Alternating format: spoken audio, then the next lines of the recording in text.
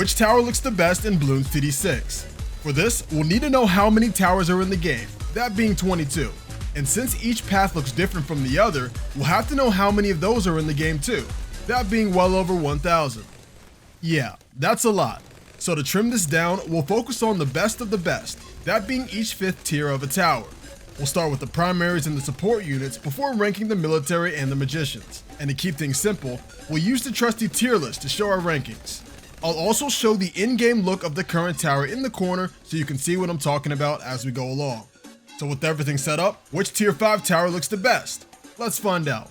Starting off strong, we have the Ultra Juggernaut, a jet black base supporting a massive ball of spikes capable of splitting as many times as there are balloon layers. As for spikes. Next up, we have the Plasma Monkey Fan Club, a dude trying to cosplay as a super monkey by wearing glasses with glitchy pixels, a red towel as a cape, and a pair of last night's unwashed boxers to complete the fit. Oof. Unlike the Monkey Fan Club, the Crossbow Master opted for a simple color palette by wearing a black hoodie with yellow cuffs, and a slick visor to match the theme of his crossbow. Looking good. A fellow man of the hoodie lovers is the Glaive Lord, wearing a deep purple hood and surrounded by an aura of glaives to show off his mastery within his domain. As for showing off, on the opposite end, the Permacharge traded half of his body to get factory-grade robotic parts, with green highlights to show off the increase in speed, looking barely any different from his previous tier. Full abdomination, spiky multicolored hair to match a spiky crown, and heat-resistant leather gloves to handle a flaming hot boomerang. Personally, the Flamerang looks great, but the actual fit? Pretty mid, not gonna lie. Staying in tune with the spike theme, the Bloon Crush has a couple on the wheel rims of its big black cannon with a hot red tip and a pop power fist to show exactly what type of pounding it can give.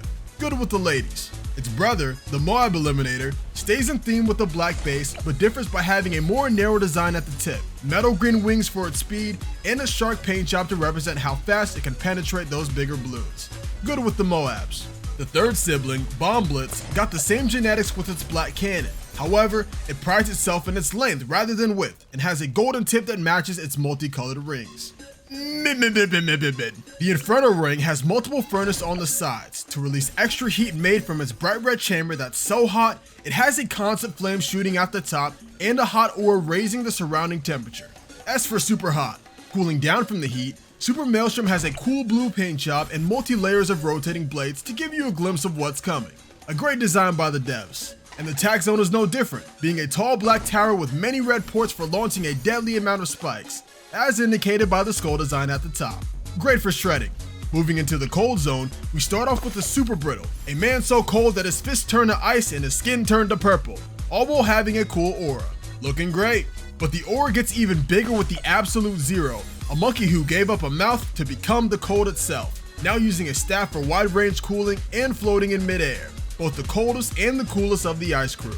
Opting for a bit more stability, Icicle Impale formed the cold into a spiky crown to perfectly match a massive icy railgun, capable of launching the cold much further than its siblings, but at the expense of looking cool. Still pretty good though. Moving into the Elmer's crew, we have the Bloons Solver, who wears a green hazard suit for protection against any corrosive glue splatter, a futuristic blaster to cause that splatter, and a dark gray mask to filter out the toxic smell. Great for design and utility. On the other hand, the Glue Storm has a bright orange hazard suit with built-in goggles and 3 tanks instead of 1, holding one large cannon that seems to go through his body? Oof, it's gotta hurt. The Super Glue has a basic black polymer jumpsuit, a large visor for easy viewing, and a pressurized tank to keep the glue in top condition with 2 hand cannons to eject it. The tank looks cool, but the jumpsuit? Moving on to the money makers, the Banana Central is the central center for banana production, having tall white factory walls, blue tubes for easy transportation, and a massive glass dome to show off a long round's work. Amazing design, but Monkeynomics is a weird one, starting off by looking like a banana cafe at the bottom before turning into a business building at the top with large curved windows and a yellow flag for a banana. A great design overall. Monkey Wall Street goes back to the roots by having a Pantheon-shaped building with a couple trees at the front, 3 flags instead of 1, and so many bananas that they flood out between the pillars. As for bananas, onto the factory family, Superminds has a dark gray production chamber decorated with dark red accents, matching with the red tubes used for part transportation, and with the red circle around the skull painted blast doors to scare the blimps with death and deflation tactics. As for super deadly design, however, Carpet of Spikes takes on a more colorful design with a royal purple casting, green accents, and mysterious swirly durlies on each side of its silos. Middle path. On the other hand, Perma Spike spouts a construction yellow with gray gear outlines to show it's always in production mode, and caution paint on the blast doors to let the user know that whatever comes out might cause permanent damage. Great for long maps. Moving into the villages, a king should look no further than primary expertise, a mini dark castle tower with red doors to match its red flags, and a massive blade shooting ballista at the top to stop any balloon from storming the castle. Superb design. However, if the medieval theme isn't for you, there's always the business look offered by the Homeland defense. A tall light gray office building with tall glass doors, light vegetation, and a massive white satellite mounted at the top for wide range balloon detection. A stellar tower indeed. But if the city life isn't for you either, you can always wind down in the countryside with the Monkeyopolis, a wooden barn-like building supported by 2 basic villages, a tall windmill, and a clock that doesn't even show the correct time.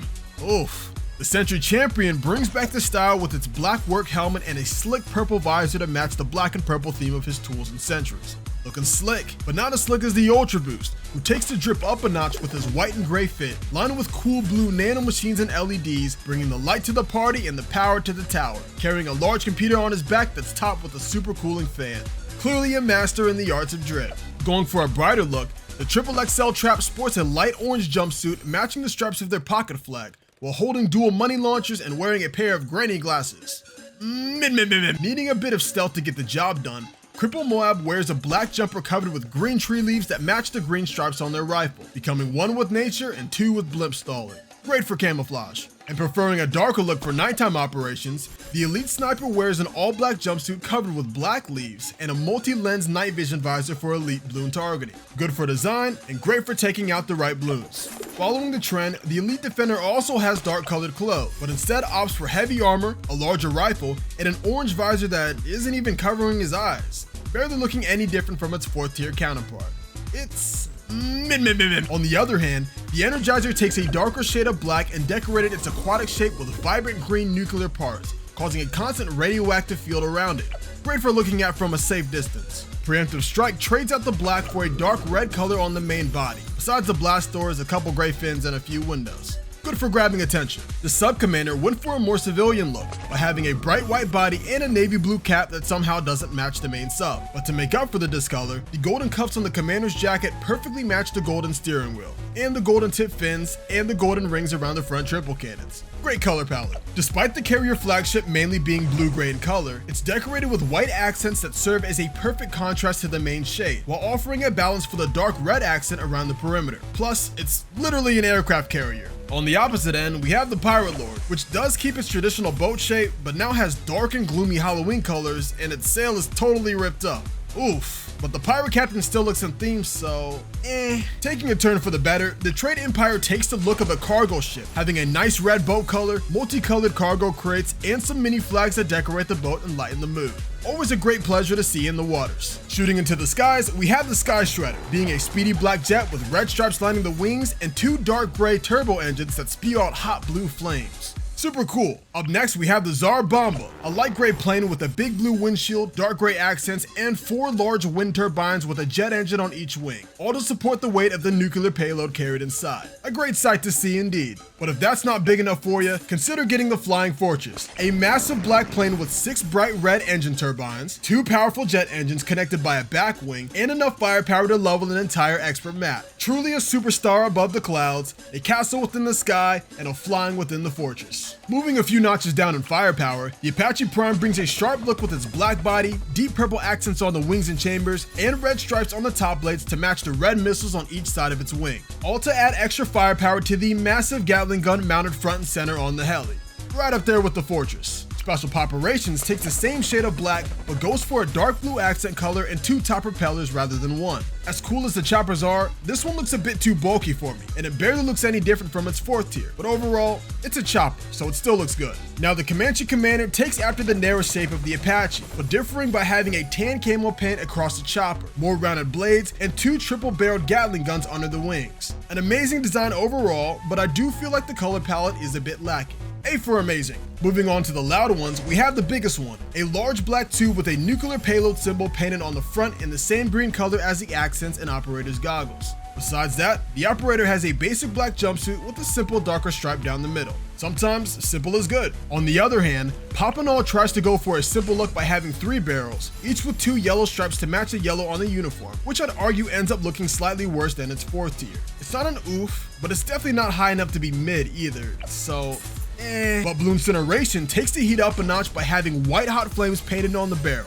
with a heat resistant golden ring around the top that perfectly matches his shades, and a dark red paint job around the bottom that perfectly matches the operator's helmet. It would be an S, but the op really isn't wearing any clothes, so we'll go for A for any clothes. And now we're getting into the good ones, starting off with the Ray of Doom, a massive bright red plasma accelerator lined with heat resistant golden rings that minimize the temp and maximize the drip, taking the top spot as a true master among masters. But going for a darker shade, the Madman uses a giant mech with royal purple arm cannons and neon green accents to launch massive matching missiles, landing right under the Ray of Doom in upgrade path and in drip. And keeping in trend of the incredible gunner designs is the Bloon Exclusion Zone, a 6-layer tall tower of alternating blue and gray rings, each packing massive cluster pellets for Bloon devastation, all mounted to the ground by reinforced golden plating that perfectly matches the accents on the helmet.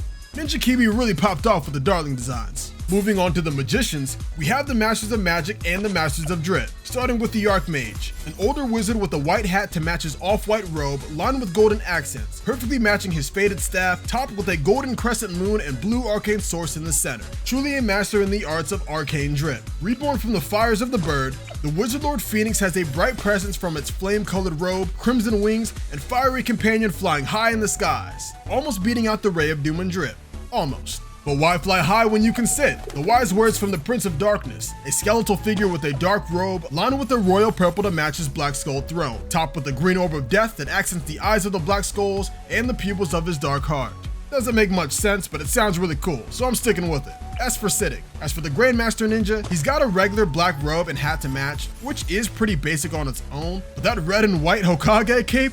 Good God. To blend in with the shadows better, the Bloon Sabotage wears a black jumpsuit with a black and red canister tied to their back. A dark bandage covers one eye, while the other green eye pierces the night for better vision. But what makes the fit come together is a small black hand fan with a red trim to match the color palette of the canister, and to cool himself off if it gets too hot. Stellar efficiency. The Master Bomber takes his fit up a notch by using the black jumper to match a dark hoodie, using a menacing mask to scare off any troublemakers and to protect themselves from their own troublemaking. Another S for efficiency. Onto the Alchemist, we start off with the Permanent Brew, a jolly guy with 2 fortified kegs, a dark gray distillery, and eyes that are somehow open and closed at the same time. Looks great. Total transformation keeps their eyes open, having bright magenta pupils that match their skin and the lens of their cloud goggles, all complementing their cloudy blue hair and ripped lab coat. Great transformation. But an even greater transformation comes from the Bloon Master Alchemist, going from a pirate look in the 4th tier to an all-out king, drenched in golden drip, multicolored gems, and a beautiful, lavish red cape. Plus he has classic cool guy shades. A true drip master indeed. And among these drip masters, Zeus has descended from his throne in the form of the Superstorm to show the monkeys what it means to drip, wearing an off-white hoodie accented with blue highlights that match his gloves and cape, and a literal bolt of lightning in his hands. Did I mention he floats on a cloud?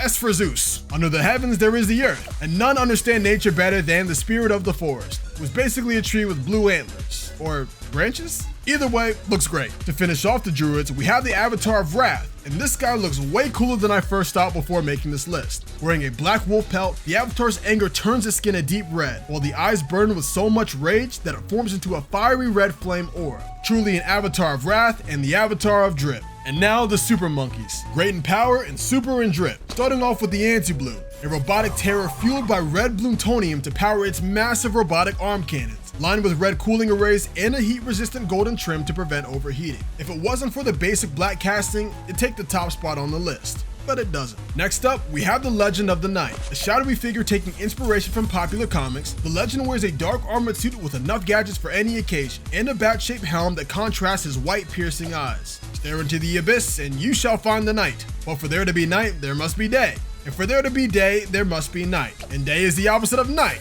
and I'm not sure where I'm going with this one. But the true sun god, an ultimate golden being with pure white hair, angelic jewelry, and a golden temple base that once supported the now floating entity, worshipped for both its power and its drip, even though it's not really wearing any clothes. But drip is in the eye of the beholder, and the true sun god is a true model of design for the towers of today and all the monkeys of tomorrow. And here's with all the paragons in case you were wondering, with the vengeful true sun god being the best looking tower in Bloons TD6.